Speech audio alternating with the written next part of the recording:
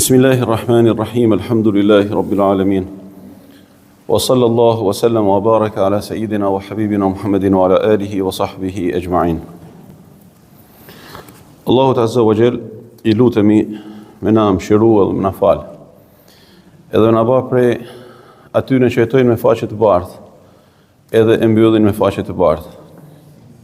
Në dersin e fundit në këtë xhami, para disa javësh, teksa po flisnim rreth kuptimeve të ajetit kuranor, dhahara al-fasadu fil barri wal bahr bima kasabat aydi an-nas.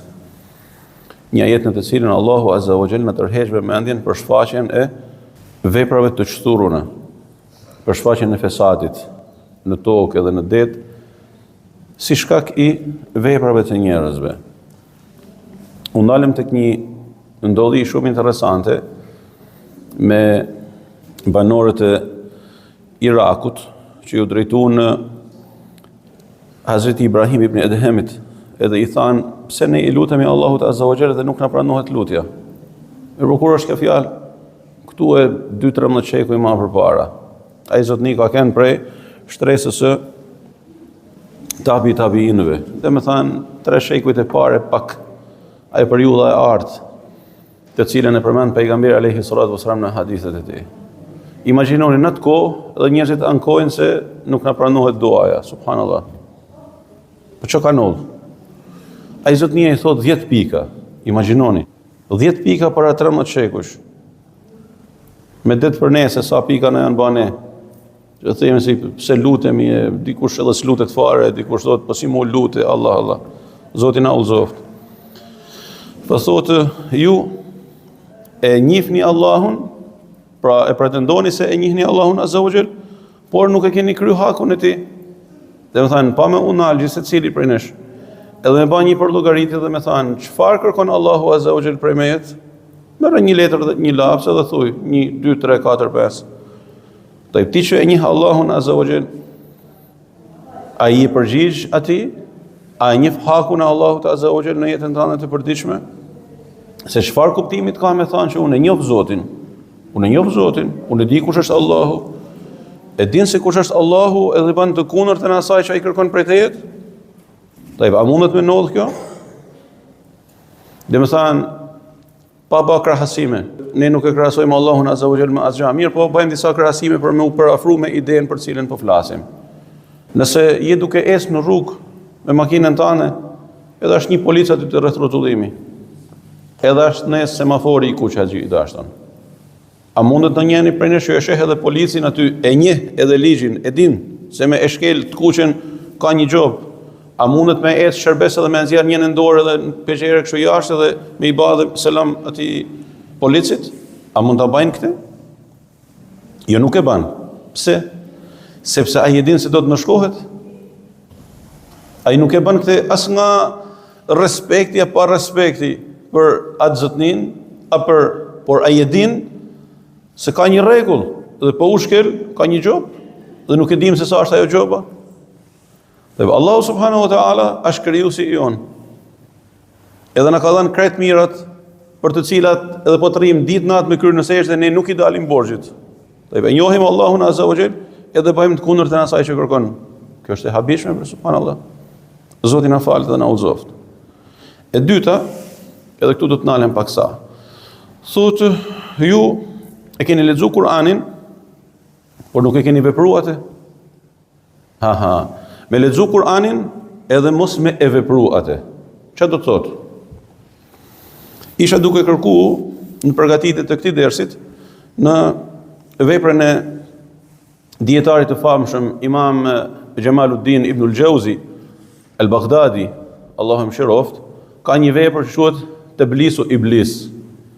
Si me e përkthy këtë hoxhi dashton, Teblis Iblis, dhe më thënë zbukurimet e Iblisit, pra se si Iblisi ja zbukuron edhe njerëzve të mirë, adhuruesve, hoxhallarëve, muftilerëve, kadilerëve, se si ja zbukuron të keqen, ose si I bën që nëpërmjet të mirës me rrshit dhe me deviju, drejt asaj për cilën Allah Azza wa Jall nuk është razi. Edhe kishte sjell një rivaje të çuditshme sheh. Thotë kështu. Mësojmë se Maruf al-Karhi ka thënë, Ka thënë Ebu Bekr ibn Habish, unë nuk e kisha ndjenë njëherë këtë emër, edhe kërkova për këtë zotnin. Kush është Ebu Bekr ibn Habish? Imam Zahabiu në Sira Alam Nubala thoshte kështu: Kadia, imami, alimi, hafizi, thibt, pra njeri që i merret fjalën në hadith edhe transmetimi i tij është i saktë, Andaluzit, banues në Murcia, që ka lind në vitin 504 të Hijretit edhe ka ndrojet në 584-ën. Lexova pasaj për jetën e tij se sa dietar i madh ishte, sidomos në hadith, sa që konsiderohej si min fursanil hadith bil Andalus. Si më thanë, prej kalorzëve të hadithit në Andaluzi. Çka ka thënë ky zotnia? Thotë në xhehenem është një luginë, prej së cilës vetë xhehenemi kërkon mbrojtjen e Zotit 7 herë në ditë. La ilaha illallah. Në atë luginë është një grobë, prej së cilës vetë ajo luginë i kërkon mbrojtja Allahut 7 herë në ditë. Në atë grobë është një gjarpër, prej të cilit vetë ajo grobë i kërkon mbrojtja Allahut 7 herë në ditë. Diçka e frikshme, e llahtarshme. Kush hidhet në atë grobë, edhe kush e pëson nga ajo krijesë e frikshme në atë grobë, në fund të xhehenemit, thotë yubda'u bi fasaqati hamalatil Quran. Do të nis ndëshkimin në këtë vend me të qthururit prej hafizëve dhe atyne që angazhohen me Kur'an. Zoti na ruaj.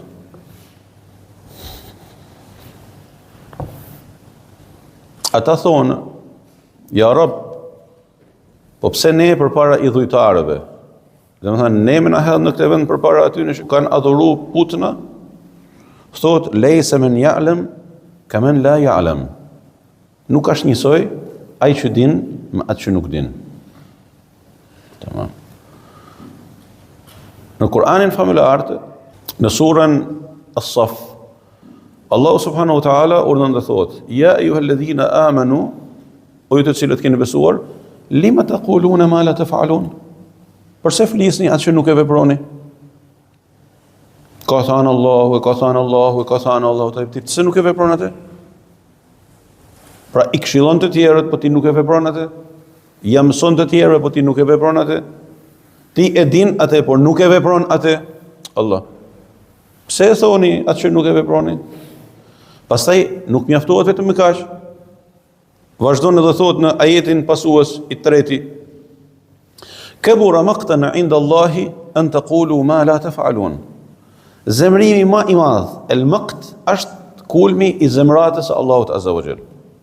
Zemrimi më i madh i Allahut është kur ju flisni diçka që nuk e veproni.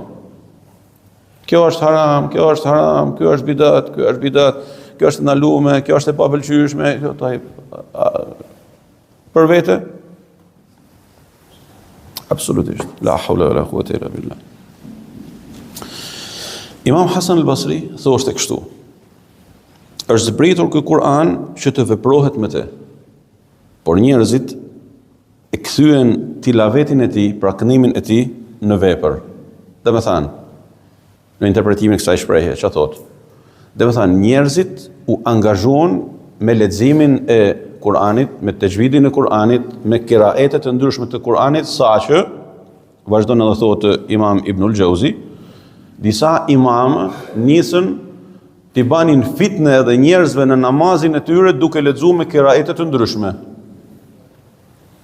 Alhamdulillahi Rabbil Alamin, Ar-Rahmanir Rahim, Maliki Yawmiddin. Po pse po thu Maliki Yawmiddin? Thumë Allah, Maliki Yawmiddin. Se njerëzit e dinë se është Maliki Yawmiddin. Pse po thu Maliki Yawmiddin? Do mi thanë aty se është edhe një qiraat që unë e di dhe se dini? Apo do mi fut ato në dyshime, sa me të thonë në njëri prej tyre subhanallahu se ke ngatruar namazin, ke ngatruar diçka në Kur'an. Deri në këtë pikë e konsideronin. Pra e konsideronin edhe leximin, edhe lojen me këto qiraete të ndryshme në namaz të papëlqyeshme, edhe fitne mesin e njerëzve. Ose siç ndodh sot për shembull që një prej imameve që është duke lexu edhe në një ajet, një sure ose një pjesë kuranore ku ka dhe sejdë, edhe i thot Allahu Ekber, do mesin kamë, do shkojnë ruku, do shkojnë sejdë, as nuk din gjë, sa duhet me shkuën sejdë, a me bë sejdë, as sejdë tilav, a ka gabu, a ka ngatru. O vëlla, dhe me lexu një sejdë dhe thuj, vëllezër në rum, në rekatin e parë, do të lexoj një sure ose një pjesë kuranore ku ka dhe një sejdë. Kur them herën e parë Allahu Ekber, do ta zgjas pak sa, ta dini se kjo është sejdë e tilavetit, është sejdë e leximit të Kuranit, nuk është sejdja e namazit. Prandaj mos u ngatroni. Madje kanë thënë mira kret, mos me i përcjell fare këto, mos me i thënë fare namaz, pse mos me i ngatro njerëzit. Se mund ndodhë që ka hyrë dikush edhe nuk të ka nitu e thanë atë. A kështu apo jo sheh? Imam Muhammed al-Ghazali, hoxha bashkohor, rahmet pastë, ka një vepër shumë interesante që titullohet Kayfa nata'amalu ma'al Quran, si të sillemi me Kur'anin. Është një kryevepër që duhet me u përkthy detyrimisht. Ka një citim shumë interesant, edhe me këtë do ta përfundoj dersin e kësaj dite. Thotë sjellja e muslimanëve me Kur'anin familjar nxit studime të thelluara, domethënë duhet me bë studime të thelluara për mënyrën se si muslimanët janë sjellë me Kur'anin për 6 shekujve. Domethënë është e habitshme. Vazhdon, sepse muslimanët e pas shekujve të parë, pra hiqat periudhën e artë, sahabët, tabiinët, ishin siç ka dëshmuar pejgamberi alayhis salatu wasalam, thotë muslimanët e pas shekujve të parë e spostuan vëmendjen e tyre ndaj librit të tyre, pra ndaj Kuranit familjar, drejt tilavetit, drejt leximit, drejt tajvidit të shkronjave dhe përsosmërisë së gunnes, edhe mududeve, këte me e zgjat 5 herë, këte 6 herë, këte 3 herë, këte me e lidh me ke parasysh këto. U përshëndru vëmendjen tek kjo, dhe tek thelbi i Kuranit, dhe nuk e di thot se si ummeti islam dhe në çfarë mënyre e ndau leximin nga e tadabbur, pra nga meditimi në atë që lexohet. Sa që sot muslimani e lexon Kur'anin për bereqet siç thonë. A thua se shqiptimi i fjalëve pa ndjesi dhe pa kuptimin e përmbajtjes së tyre dhe ndërgjegjësimin me qëllimin e tyre, pra të tyre fjalëve, është vetë qëllimi. Shumë vetë sot e kanë nda marrëdhënien e tyre me Kur'anin familjar duke u përshëndruar vetëm tek kjo pjesë. Më bën një hatme për babën dhe më bën një hatme për nanën. Këtu nuk është në diskutim a lejohet a nuk lejohet me kënu Kur'an për të vdekun, sepse nuk ka asnjë lloj diskutimi që ajo shpërblimi i kënimit të Kur'anit familjar dhe krejt veprat e tjera i mrrin të vdekunit. Patjetër. Por ne po përqendrohemi vetëm tek këto pjesë. E po e majmë Kur'anin, dikush më thot a ke një Kur'an të vogël se du me e majtë makinë për marsi, e dikush më thot a ke një Kur'an të vogël se du me vendos vajzës apo djalit, martohet, ku janë pa, janë tesha, jo për mos me ka syni, mos me Allah. Nuk është për kështu Kur'ani. Nuk është ky qëllimi i Kur'anit. Ne mos ta kthejmë Kur'anin, fjalën e Zotit tonë, librin e Allahut Azza wa Jall në libër folklorik. Edhe feja 0. Marrëdhënia me Kur'anin 0. A din Fatihan përmendsh 0. Ora i din kuptimet e Fatihas 0. A praktikon diçka nga Kur'ani në jetën e përditshme 0. Por mjafton që u diun, një gotë ujë, një shishe ujë, një amëlsina, nuk ka feja kështu për dashmet e mi. Fajzotnia thot ju e dini Kur'anin, por nuk e veproni atë. Sota nuk ka gara nëpërmjet botimeve moderne, në mesin e shoqatave, kretëve, domethënë, me butu një Kur'an, sa kopje të Kur'anit ne kemi shpërndarë. Sa kemi shpërndarë? Si më fini? Me sa? A ka një numër? Qindra, mira? Qindra apo mira? Mira. Okej, mira kopje të Kur'anit, domethënë përkthimi i Kur'anit. Por dhe Kur'anin, domethënë origjinalin. Po me kopertinë të kuqe, me kopertinë të jeshile, me kopertinë të verdhe, me trashe, ja ku keni këtu ekspozitën e tjera, kështu përkthimi këtij, përkthimi atij.